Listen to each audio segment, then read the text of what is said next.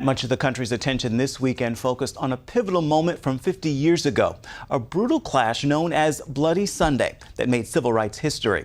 Thousands returned to Selma, Alabama to honor the people who helped change not only a city, but the entire country. Our John Jessup was there. From around the state, I'm coming in from Montford, Alabama. It was 2 hours. To as far as New York State. We drove 18 hours. 18 hours? Yeah.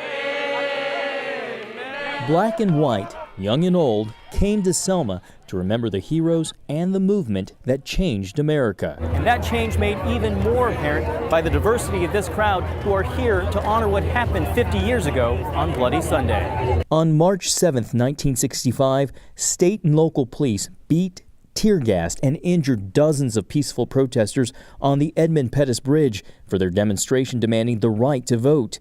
The event shocked the nation and paved the way for the landmark Voting Rights Act. Decades later, law enforcement agencies again walked the bridge, this time leading a march in unity instead of trying to stop it. I just think about all the people that went through to get us where we are. And so I just wanted to give my part in it. This is like giving back. For many, it was not only a chance to look back, but an opportunity to look forward. The people who sacrificed 50 years ago made it possible for many of us to be in Congress today. We're celebrating that fact and also recognizing the fact that there's a lot more work to do. Speaking at the foot of the historic bridge, President Obama credited the foot soldiers of justice who opened doors for him and countless others. Young people behind the Iron Curtain would see Selma and eventually tear down that wall.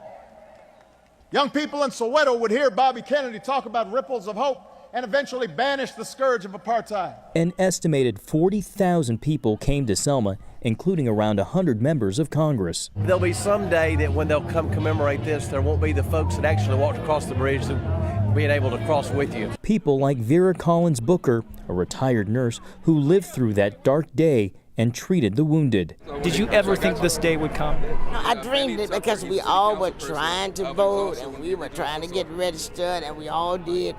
And now I never miss a time to go vote. I don't care if it's raining or however it is, I'm going to always vote. It was there at Brown Chapel AME Church where, after just taking communion, parishioners took their first steps in their march toward equality and justice. Some say it's also important to remember that the civil rights movement began in the Christian church, dedicated to exalting the name and showing the love of Jesus to all. The religious component of it is too often underestimated. People marched, they said their prayers, they got on their knees, they sang hymns, and they went out and believed they were right, and they made a decision they would not respond with violence. Reflections of a history defined by division today show healing and unity and a legacy still on the march. John Jessup, CBN News, reporting in Selma, Alabama.